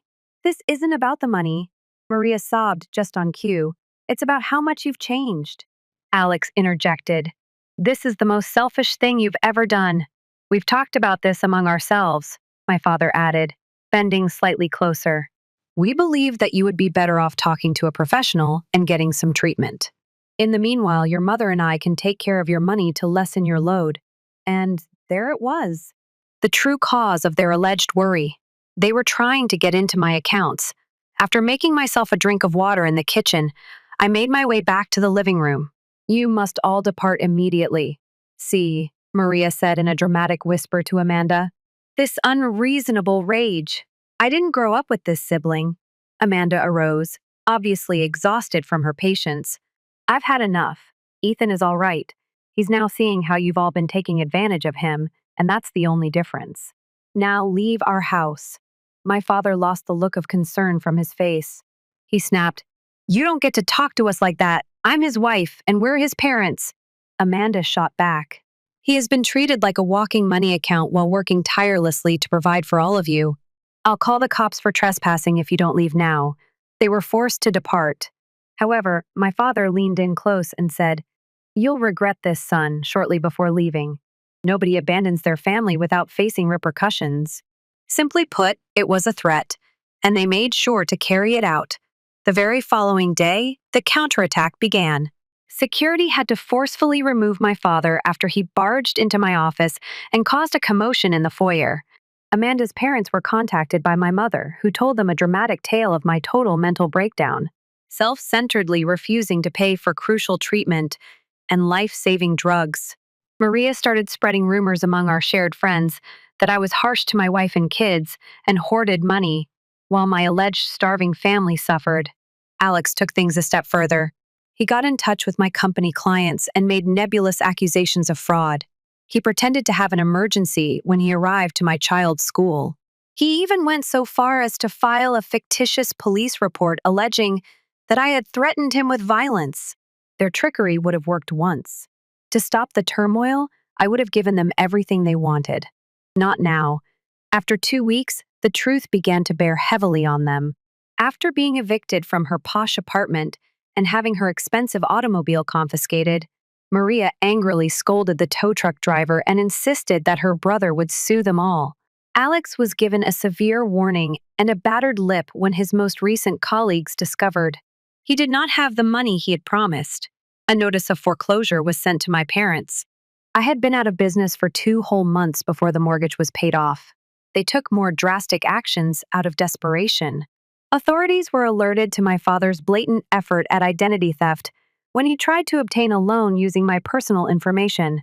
Every member of my extended family was contacted by my mother, who presented a dramatic story about my supposed substance misuse and careless gaming.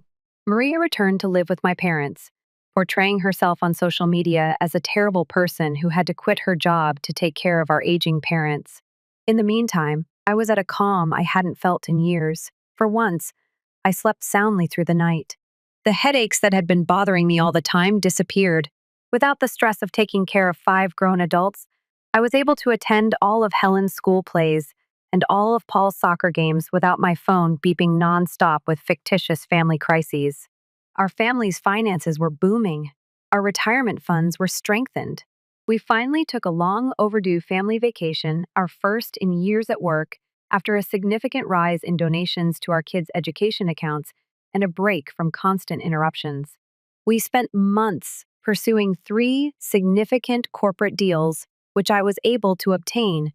In order to untangle the ingrained guilt and manipulation that had influenced my relationships with my family, I also started therapy. A classic cycle of financial exploitation trapped you. My therapist gave me an explanation. For months after I broke off contact, they felt entitled to your achievement. There was a heart attack on my father. This medical crisis, which was brought on by years of excessive drinking and ongoing stress, was real, unlike the made-up ones of the past. From the hospital, my mother left me a voicemail. She was so emotional that her voice broke. "He's requesting you," she begged. "Please come if you love your father at all. I make arrangements to send flowers." Although I did not visit, I ensured that the medical bills were paid in an inconspicuous manner. My former self would have hurried to his bedside with his money in hand. And even at a time of true need, the new self saw right through the trickery. The fact that I had paid his bills without really getting back in touch with them infuriated my father more than if I had done nothing at all. But he recovered. It demonstrated that I was still able to help, but I was purposefully avoiding giving them an unrestricted financial lifeline. 6 months after I left, the actual encounter happened. No interaction. My family came into the restaurant where I was eating lunch with a potential business partner. The 4 of them. This was no coincidence. They had been following me around, anticipating the right opportunity. They had a distinctive appearance. My dad was lighter. His fitted clothes were swapped out for inexpensive, store-bought apparel. My mother's natural hair color was exposed by the growing out of her expensive salon dye job. Maria was holding a fake imitation of the high-end handbag. The previous Christmas, I gave her a present. Beneath one eye, Alex had a slightly discolored bruise. My customer noticed my abrupt shift in attitude and said, "Is everything okay?" Before I could answer, the table was surrounded by my relatives. "We must speak." In an attempt to sound authoritative, but with a note of desperation in his voice, my father declared, "It's a personal family issue." I stayed sitting and answered, "I am now engaged in a business meeting. This is not the time, nor is it the location." Mom spat. "And was it appropriate to abandon the people who gave up everything for you at that moment?" The eatery became silent. Despite their obvious interest, other customers pretended not to be listening. My client appeared noticeably uncomfortable. With a steady yet firm voice, I let out a breath. "What sacrifices have you made for me specifically, except that you had to keep taking until you had nothing left? You were reared by us." With an increasing volume, my father let out a roar. "We sacrificed everything for you, and I more than made up for that sacrifice," I answered in a firm voice. But for some reason, that was never sufficient. Maria took a step forward, her eyes sparkling with tears of strategic timing. "They took away my car. I had no choice but to return home. You have destroyed my entire life. Your choices have directly led to your current circumstances, just as mine is the result of my decisions," I responded coolly. Always the most impetuous, Alex slammed a water glass off the table and sent it tumbling to the ground. Do you truly believe that you are superior to us? You wouldn't exist without this family, he raged. I slowly got up from my chair, staring into his eyes. I answered, That's where you're wrong. I achieved success despite my family, not because of it. My father's last card was played at that point. The same argument that used to work every time. He said, Family is family. You have a responsibility to us. Our blood is the same. I looked at each of them, individuals who were related to me by blood, but not by ethics. People who talked about love, but for so long lived off exploiting others. I had persuaded myself that I owed them anything since we were connected. I could see reality plainly now. My responsibility is to my partner, who supports me without taking advantage of me, and to my kids, whom I am teaching that love has no cost. My real family is that. You're only family by birth, nothing more, the rest of you. I apologized to my business partner, put enough money on the table to cover the cost of our incomplete dinner, and left. With threats and obscenities that slid off my back like rainwater on a raincoat, they pursued me into the parking lot. I saw them crowded together in my rearview mirror as I moved away, already fighting about who was at fault, who would pay the tab, and who they may next target. I experienced a sudden and unexpected feeling of pity for the first time. I cut off all financial ties precisely a year ago today. The consequences were exactly what was anticipated. After losing their home and having to move into a small apartment, my parents now need to work to make ends meet. Maria finally found a job that fit her real experience rather than her perceived value, selling retail goods rather than working in a high-level fashion position. After trying to con an elderly investor, Alex was sentenced to 1 month in prison. A sobering reminder of reality that could be the first actual repercussion he has ever experienced. In my opinion, Sentinel Security was recently valued at $40 million, and we are now opening a second location. At the state level, Helen's science experiment took first prize. Paul is now learning to play the guitar in addition to the piano. Finally, Amanda and I are organizing the second honeymoon that we have always been unable to afford. Only a week ago, my family spent every last penny we had.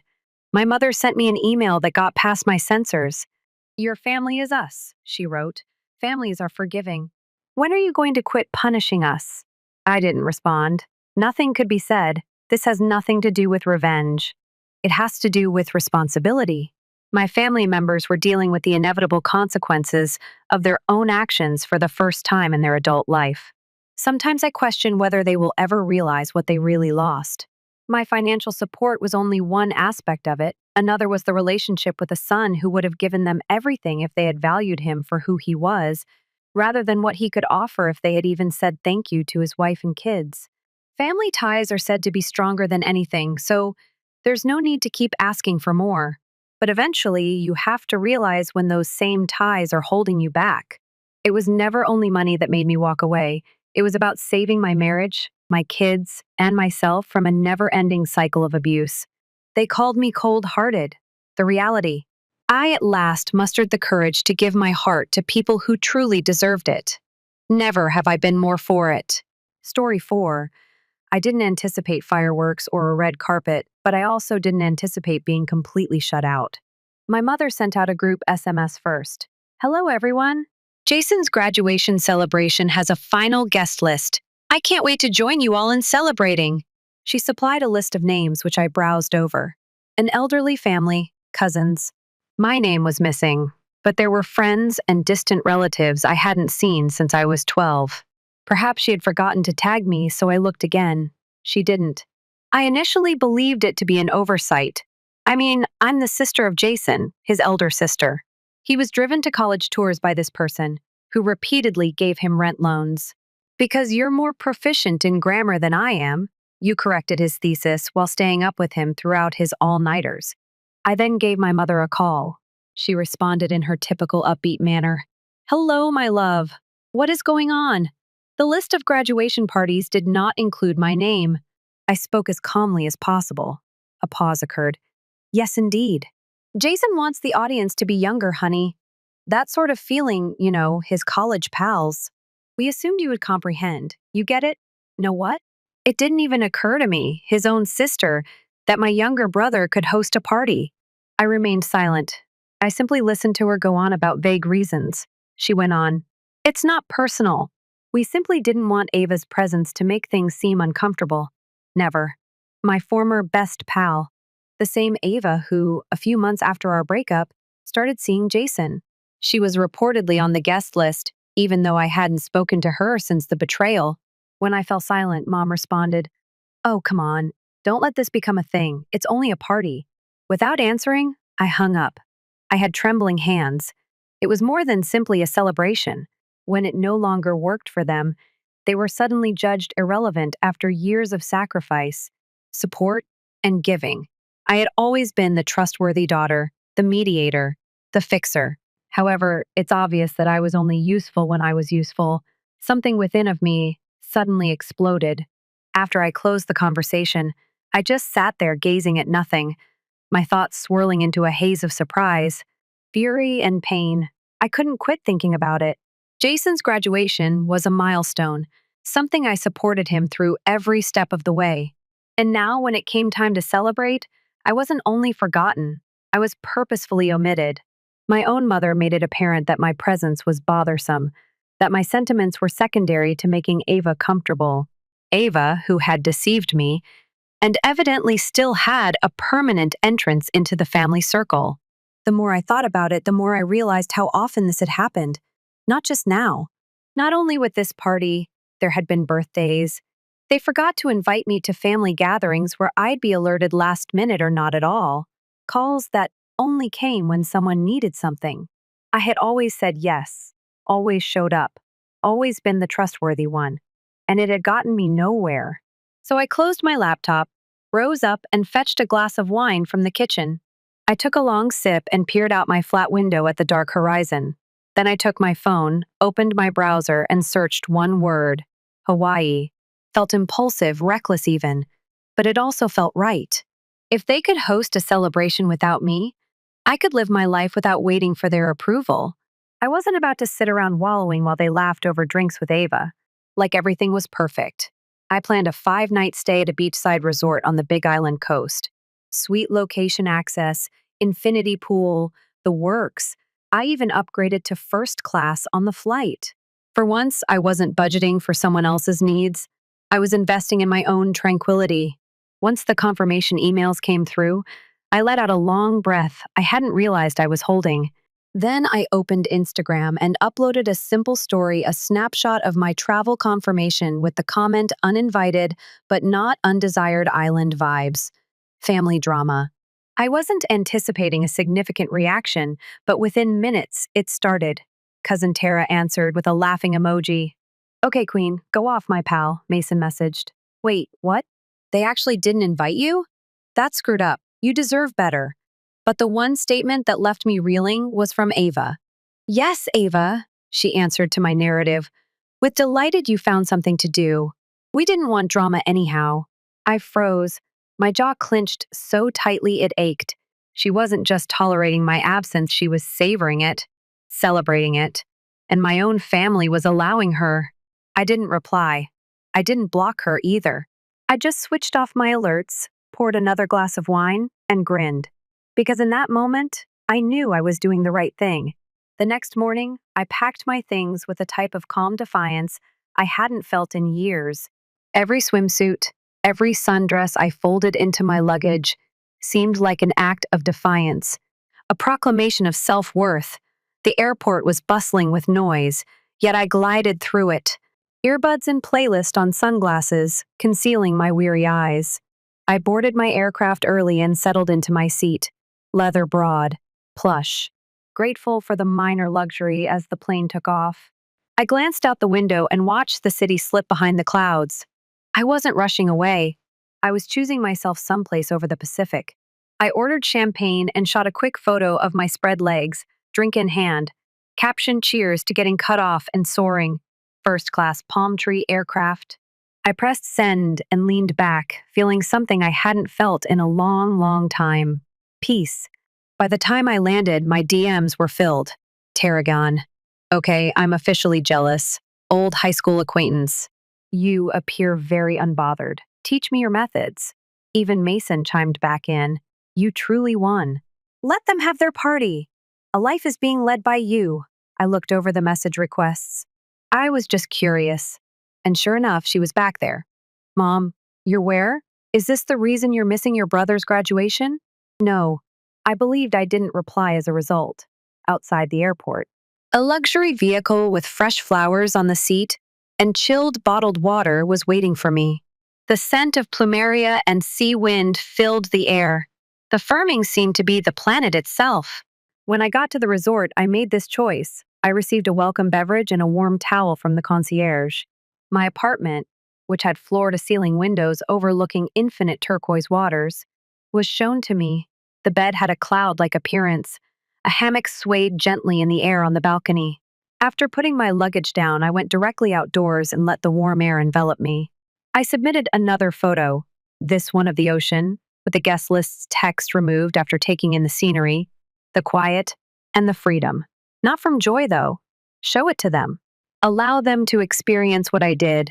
Disregarded, set aside. The one distinction was that I had no regrets.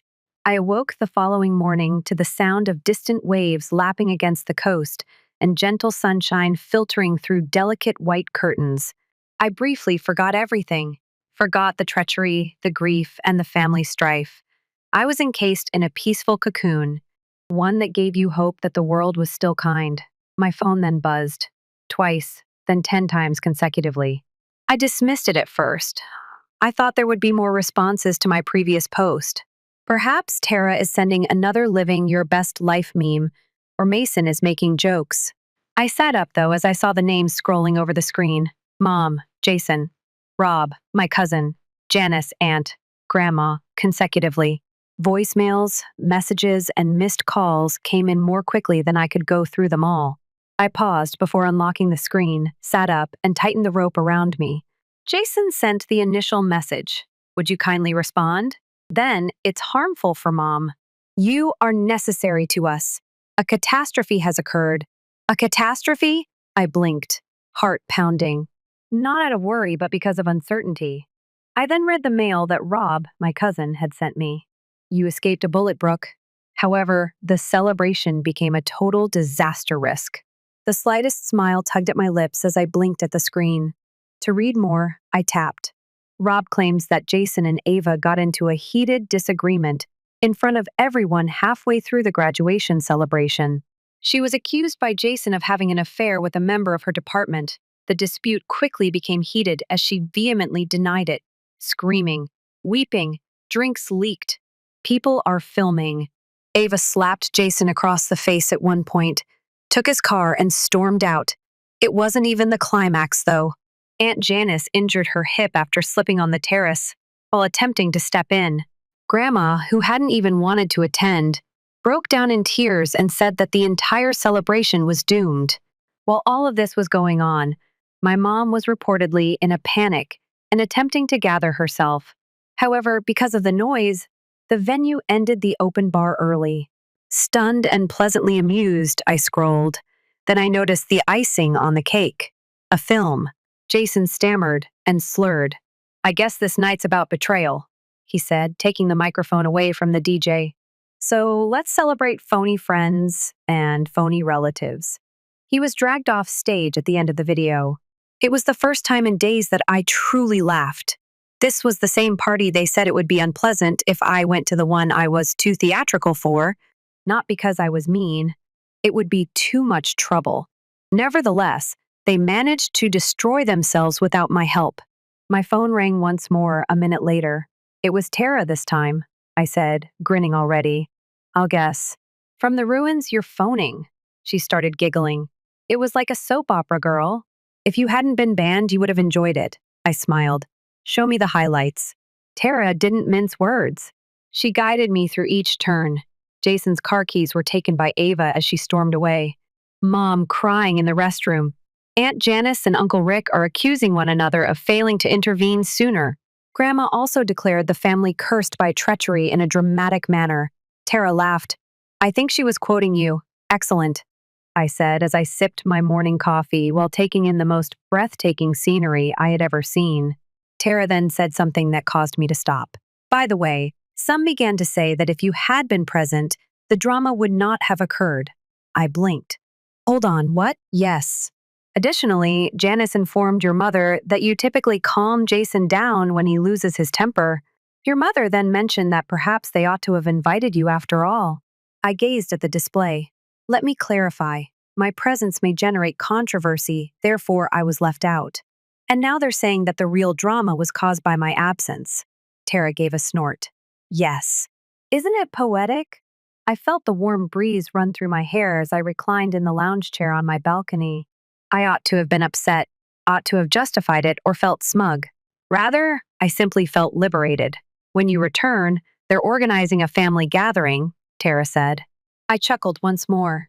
Yes, it isn't taking place, didn't believe so. Her voice was smiling as she said, Are you going to remain out there longer? I didn't respond right away.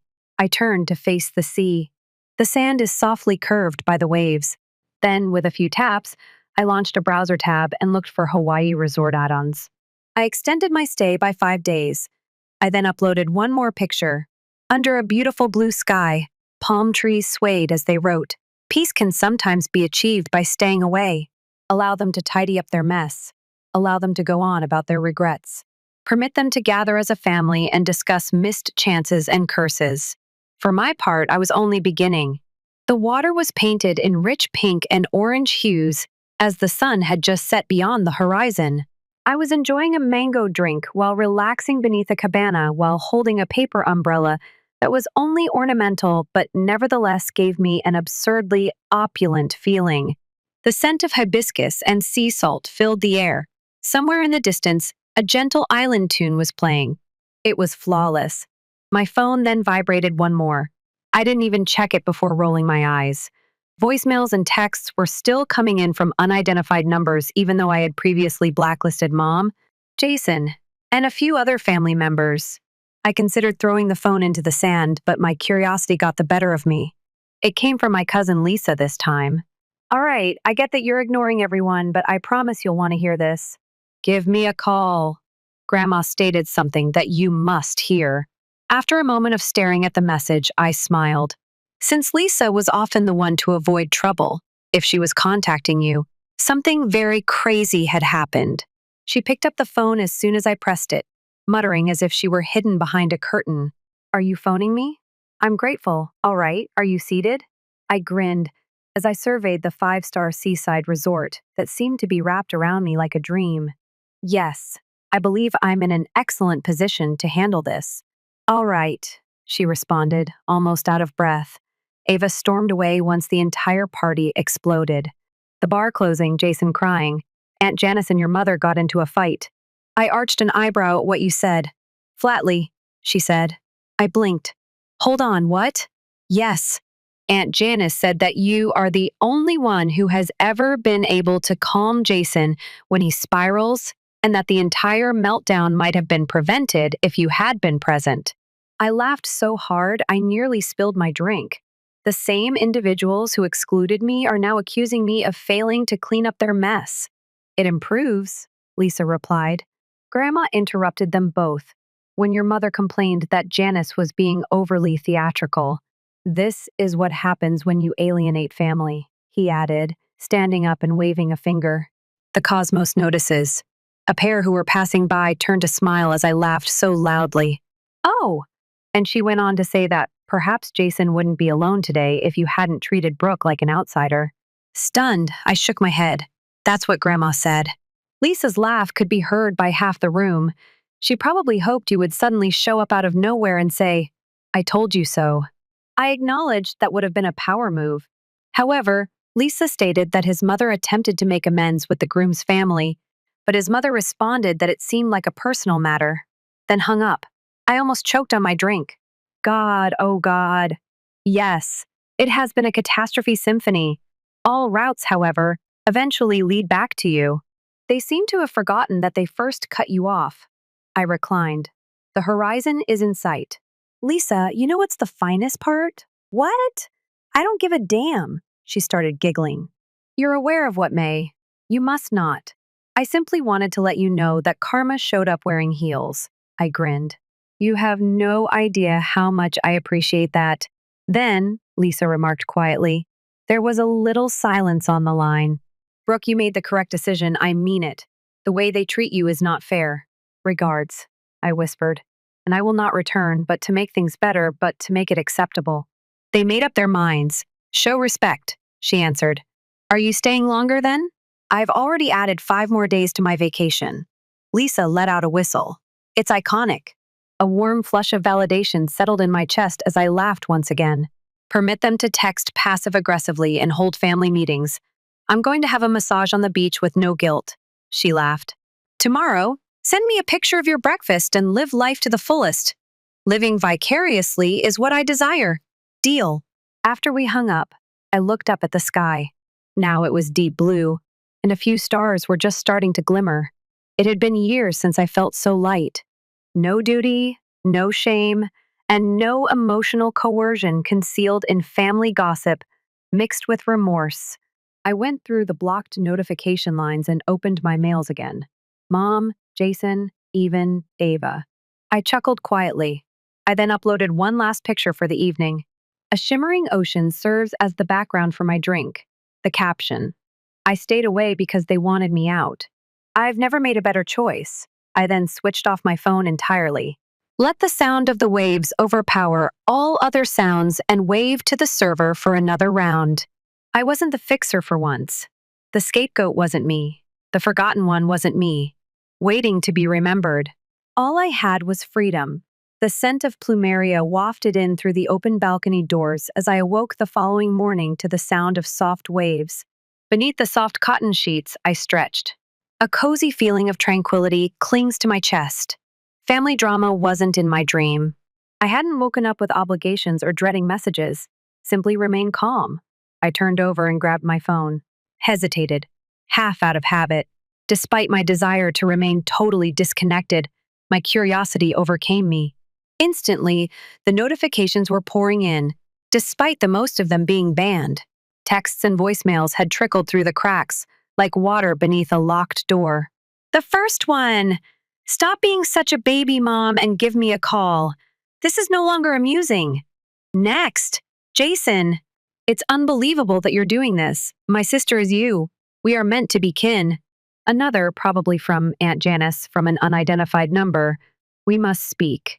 Before it's too late, this family has to be fixed. I hit delete after rolling my eyes. Their tone had changed so quickly from disdainful to frantic, from unconcerned to insistent. It was nearly comical. I wasn't even worthy of being invited to a party a week ago. I was now the missing link in their disintegrating story. Then I noticed a single message. Lisa sent it, just letting you know. When you return, your mother is attempting to get the family together for a healing conversation. I assumed you would be curious. In fact, I laughed out loud. They thought I would come back. Instead of making a fake apology and acting as though nothing occurred, sit in a circle. As if I were the larger one, as if I would ignore it once more, I typed back. Thanks for the warning, but I won't be there. Lisa reacted very quickly.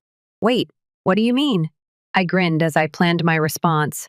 I'm extending my vacation. They wanted to cut me out. All right. I'm cutting myself off for good. I could almost see her expression, that wide-eyed mix of amazement and admiration. A few seconds later, her reaction arrived. All right, it's iconic. Tell me everything when you come back. Whenever that is, face with happy tears. I grinned as I navigated through the resort's booking link on my laptop. I had extended my stay by a whole week after a few taps. No drama, no forced reconciliation, no family gatherings, just tranquility. Prior to going to the beach, after muting the group thread for days, I sent it one last message. You want me around now then? I apologize, I've been enjoying my reactions too much. Enjoy tidying up your own mess. I then blocked them all one more. I threw my phone on the bed, put on a sundress, and crossed the warm wooden deck toward the beach barefoot. My flesh was touched by the air. Gold and water were illuminated by the sun. And for the first time in a long, long time, I felt no weight on my chest, no rage, and no guilt. Only me, pull, not bothered. And at last, free. Story 5. I take suppose you don't mind sitting with the children? Casually, my mother remarked. After Christmas supper, I left. They eventually got to see me a year later. When I eventually realized my family would never see me, I was 28 years old. Not at all. Not me, really. The idea was for Christmas dinner to be just like any other family meal.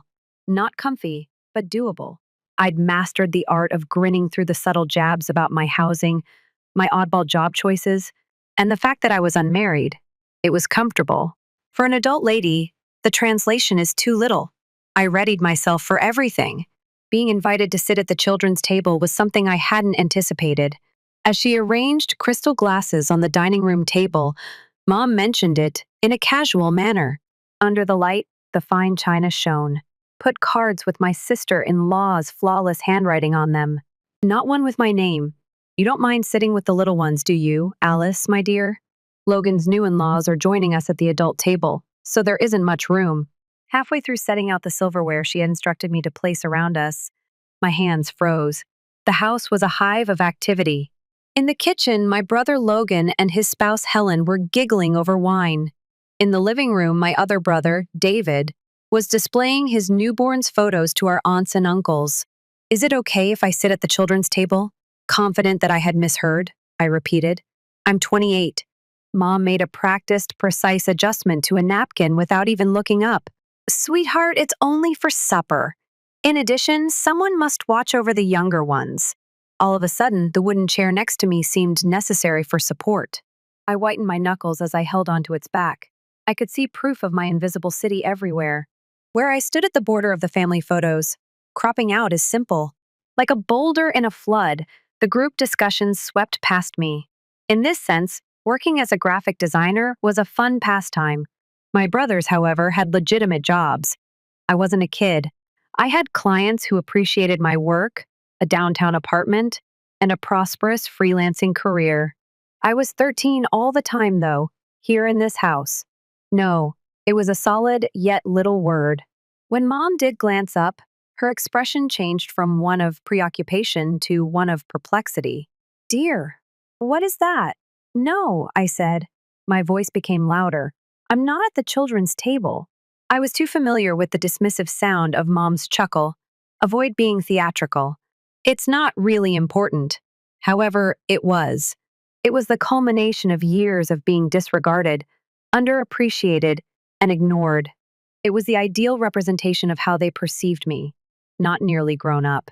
Not deserving of the automatic respect accorded to my siblings. Something inside of me broke at that very moment, not violently, but with the silent finality of a thread that has been tugged too far. I put down the cutlery I had been holding. Not a word. I went to get my coat from the closet and made my way to the door. Where are you going, Alice? In 20 minutes, everyone will be seated to dine. I didn't respond. As I went outdoors, the cool December air struck my face, waking me from what felt like a lengthy nap. My mother's voice rose behind me, more incredulous than irritated. I turned the key, got into my car, and left the house where I had grown up, having an oddly peaceful feeling. Within minutes, my phone began to buzz. My mother, father, and brothers all texted me, not inquiring about my well-being, asking when I will return, making me aware of my obligations.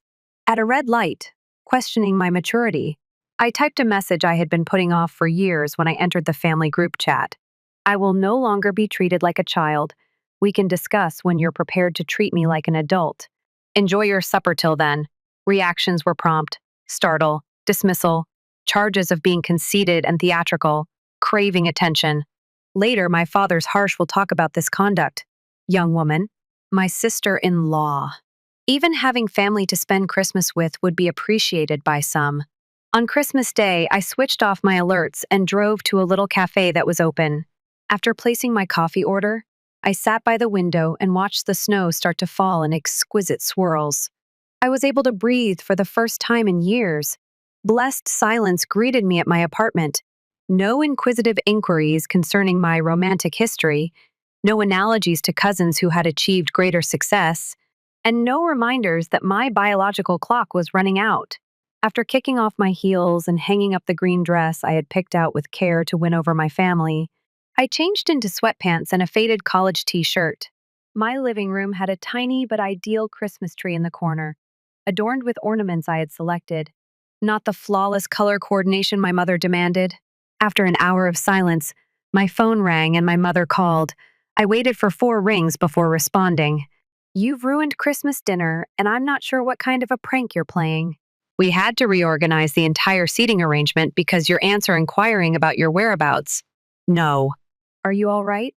No explanation for why I might have departed. Just worried about inconvenience and looks. I'm not returning, I remarked, astonished at how composed my voice sounded. Avoid being absurd. You're returning, of course. Get over whatever is causing this outburst and act like a grown-up. Big girl pants. I didn't miss the irony.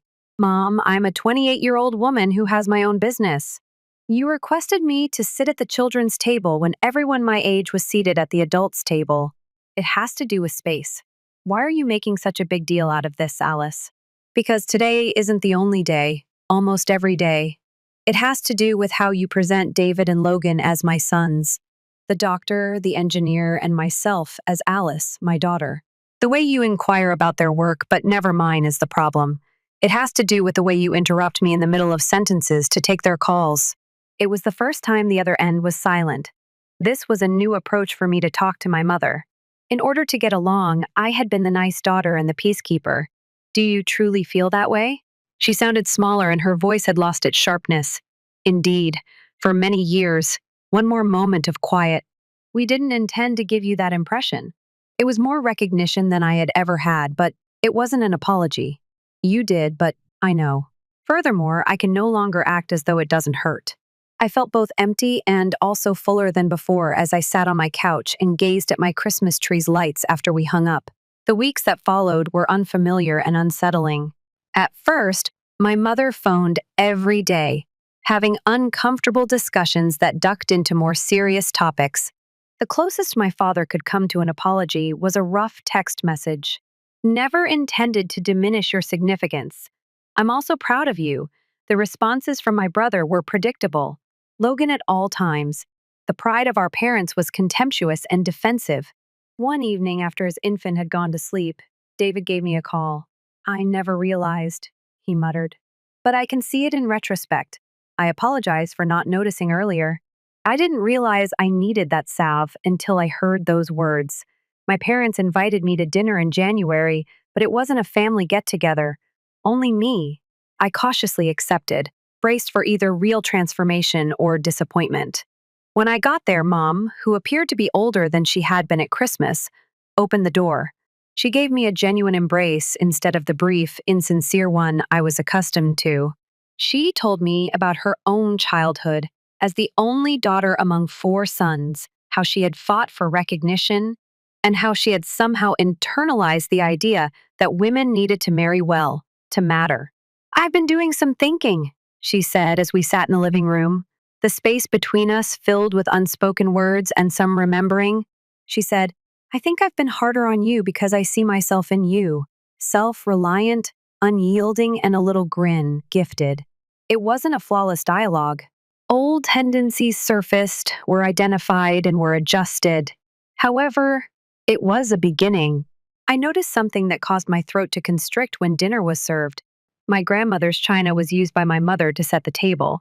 Usually, the set is saved for the most significant visitors. My parents tried to express interest in my work, sometimes in an embarrassing but earnest way. As a little token of appreciation for my expertise,